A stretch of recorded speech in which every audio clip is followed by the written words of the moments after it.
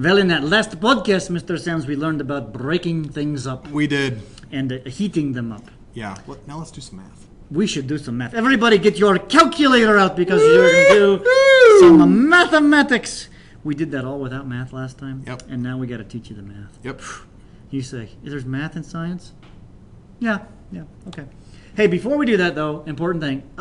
The graph. Have we seen this before? I think we have. Yeah, but we've got to add some more to it. Yep. So let's put the equations on there. there's some equations. Okay. Remember we said there's heat it up and break it up. Yeah. All right. So actually, when you do heat it up, there's actually the heated up equation. That you've already seen. Yeah. And this is Q is equal to MC delta T. And the break it up equation is a new one. It is Q is equal to delta H, we've seen that, times N. Now we'll have to define what those N's are in just a minute. All right, so where's heated up, Mr. Sam? Heated up is when there is a temperature increase, so that's A, C, and E. So during the heated up portions, I like to sometimes just do like a slash line. That means they're going up, right? Yep. And the break it up are the flat portions of the graph. So heated up, so this is going to be, you're going to use MC delta T here. Mm-hmm. During part B, you're going to do delta H times M. N. I'm not going to write the Q. That same thing, because that's always equals that. Yep. MC delta T here, delta H times N, and MC delta T. So you should copy this down, and you'll see how we use that as we do the math problem. One thing, should we throw the units on here? Talk about what your units come out as, because you do have to do a little bit of a conversion. Yeah, that's an important thing. Actually, let's break this out here. Okay. So let's just take a look at these, Mr. Sams, about what they are. So we've got Q equals MC delta T. So what's M stand for? That's our mass. So that's going to be in units of? Grams. C is the specific heat, and that's joules per gram degree Celsius. You might remember that the most common one that we work with is the specific heat of water, which is 4.18. And that's liquid water, we should point out. Yeah, that's true. Because ice and steam have different specific heats than liquid water. And delta T is the change in temperature. So that'll be in degrees Celsius. In degrees Celsius. Now, Q, when we get this, will give us a joule answer. Yes. All right, that's important. Okay. Now let's take a look at the break it up equation, which is Q equals delta. Delta H. Oh, I see what you're doing. Yep. Times N. All right. Now delta H, these are the ones we talked about in the previous podcast: the heat of fusion, the heat of solidification, etc. And those are all kilojoules per mole. So those are in kilojoules per mole. Okay, that's weird. And N is something we haven't seen before. N is moles. That's moles. That's the symbol for moles. So if you've got so many grams of something, you have to just convert it to moles. Yeah. So the Q is going to be in kilojoules. So what we're going to oftentimes do is going to add these numbers up. Right, but the two Qs. You can't add a joule to a kilojoule. Yeah, it's kind of like saying I got $5 and you got 2 cents. So do I have $7? No. I have $5.02, right. don't I? So you can't add in the same unit, or you have to add in the same units. So we're going to have to either convert joules to kilojoules or convert kilojoules to joules. I recommend that you convert everything to kilojoules. Yep. It's a little easier. The numbers tend to be smaller and easier to manage. Okay, let's do an example. Example 1. Okay. Okay, how much energy does it take to warm up 25 grams of water from 4.5 degrees to 56? All right, can we throw that on the graph and kind of see where? I think it's important to always start with that. Now this is water. And so for water, if I'm at 4.5 degrees, that would be about right here. Yep. And I'm going to go to what temperature? 40, I don't remember. 56.7. 56. So 56, I'm going to go here to here. So guess what? I'm only going to go through, well, it's a heated up deal. Right. So the only thing we have to do here is Q equals MC delta T. This is an easy problem, Mr. Sams. So Q is equal to MC delta T. So the mass is 25 grams. 25 grams. Now this is water. So this is 4.18 joules per gram degrees Celsius times my change in temperature. It looks like 52.2. I don't know. I'm just putting it in parentheses and punching it in. It's 52.2. 5455 is our answer. 5,455 55 joules. And if I would just quickly convert that to kilojoules, that's 5.5 kilojoules. Okay. So that's not too bad. That's how much energy it takes to heat that water up. Okay. Okay, let's do that. That's not too bad. All right. All right, let's do example number 2. How much energy does it take to melt 56.7 grams of water at its freezing point. Okay, so this. All right, let's look at the graph. Okay, let's do it. So if I'm at its freezing point, it's still water, working with water. That's B. Well, I'm starting here. It's melted. It's frozen. Right. Frozen ice. And I want to just melt it. Right, so we don't have any temperature change. So we're just going to use the break it up equation. We're just going to break it up. So Q equals delta H times N. So Q is equal to delta H. Now, actually, delta H fusion FUS times N. Okay. Now, we got to find what N is, though, because we have 56.7 grams of water. So we're going to do a little conversion. 56.7 grams over 1. And this is water, so I'm not putting the... I'm going to say grams to 1 mole. This is just grams molar. And it's water, of course, H2O, so that's 18 grams in a mole. So how many moles do I have? That's 3.15 moles. 3.15 moles. Now, we didn't put this on the table, but you might remember the delta H fusion was 6 kilojoules per mole. One significant figure. 6.02. I think it's 6.01 or I think it's something like 0.01. that. Let's say 1. So you're We'll just going to check say 6.01 kilojoules per mole. Notice how I'm writing this so it's easier to see how things cancel. Times 3.15 moles. It's really over 1 if you think about it. The moles cancel and you get like 18.9 kilojoules. 18.9 kilojoules. Okay. That's pretty easy. Yeah. All right. I have a hunch we're going to stick those two together next.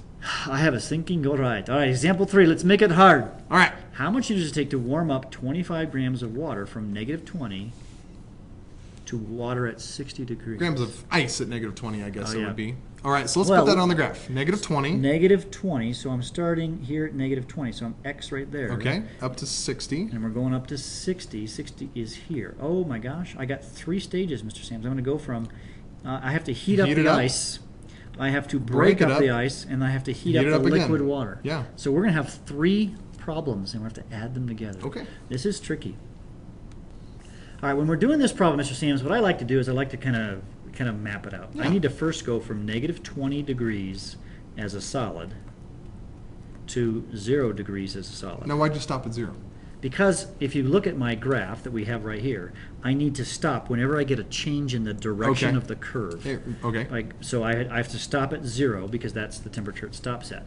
And that is a heated up equation, so I'm going to say MC delta T. I'm not going to say the Q because that's what we're solving for. Okay. So the mass was 25 grams times the specific heat. Now, an important thing that's not on here. Specific heat of ice. The specific heat of ice is not the same as the specific heat of water. Nope. Now, we have this in your packet in a table, and I believe it's 2.09. So the specific heat of ice is 2.09 joules per gram degrees Celsius, not 4.18, about half. In fact, exactly half, I guess. And the change in temperature from negative 20 to 20 is 20 degrees. So when we multiply that out, we get a total number of joules, 25 times 2.09 times 20, we get 1,045. 1,045 joules. Now, I'm going to quickly convert that to kilojoules because it's easier to add later on. So that'll be 1.0 kilojoules. All right. Then I'm going to go from 0 degrees as a solid to 0 degrees as a liquid. So if you go back, break it up. That's a break it up. So if you go back here, I'm going just from here to here before the next bend takes place. And that's a break it up equation. So that's going to be delta H fusion times N. And that's going to be 25 grams. And you know what we didn't do? We need to convert that into moles. So if I have, I'll do it up here top here, 25 grams over 1, 18 grams in 1 mole. 1 point something, Mr. Sams. 8.35. No, that's not right. That's the final answer. Sorry. Getting ahead of myself. 1.39. 1.4 moles. So this is 1.4 moles. I'm going to get your 25 grams out of there. Oh, yeah. 1.4 moles times... 6.01. This is 6.01. Which is our delta H of fusion. Kilojoules per mole. So times 1.4, was it like 8 or something? 8.35. 8.35. That's in kilojoules. Right. Yeah. So here we have this number and this number. Okay. But I'm not done yet. Nope, I still have to go from 20 degrees. Nope, from 0 degrees. Pardon me, from 0 degrees as a liquid to 60 degrees as a liquid. And that's going to be heated up, so MC delta T. So now we are going to use 25 grams. And this is liquid water, so I use the number I'm familiar with, 4.18 joules per gram degrees Celsius, times the change in temperature, which is 60 degrees from 0 to 60. And you get what, Mr. 6,270 joules. 6270 joules, which is 6.3 kilojoules. Now, I now need to add my kilojoule numbers up. These three numbers here. And what do you get, Mr. Sams? 15.7. So the answer is the sum of them, so it would be 15.7 kilojoules. So that means to take 25 grams of water from here to here to here, it takes 15.7 kilojoules. 15.7 kilojoules. Okay? All right. I think we're good on that. Well, let's do example 4. I think of 6. All right. How much energy does it take to warm up 25 grams of water from -20 to steam at 150? Mr. Sam, this could be a big problem. It is. Yucky. Okay, we're starting at -20. Let's not do example number 5 because. So this problem, Mr. Sams, we're going to have to kind of map the whole thing out. Yeah, okay. let's do that. So from -20, so we're starting here at -20. Well, we started here before, didn't we? Yeah. And we're going to go all the way up to steam at 150. Steam at 150. Oh my gosh. So we're going to have a 5-step problem, Mr. Sams. A, B, C, D, and E. So we're going to break it up 3 times? No. Heat it up 3 times and break it up twice. Twice, yeah. So I'm going to start with a blank screen. So I'm going to go from -20 degrees as a solid to 0 degrees as a solid. Now the reason I do that, of course, ladies and gentlemen, is I just need to go until I hit a curve in the curve. Okay. Yeah. Let's map everything out before we do any math. So the next thing is we need to break up. All right, I lost my place here. There we go. Sorry. Okay, then we're going to break it up. Okay. And so we're going to do solid to liquid at 0. Solid to liquid is a 0. Okay, so we're going to go from 0 degrees as a solid to 0 degrees as a liquid. Okay. Then we need to heat it up again. So that's for section C. Yep, so we're going to go from 0 degrees liquid to 100 degree liquid. So 0 degrees as a liquid to 100 degrees as a liquid. Now those numbers would be different if we didn't have water. Yeah. We'd have the different freezing point and melting point of water, and you'll find that out when you get to your homework. All right, part D.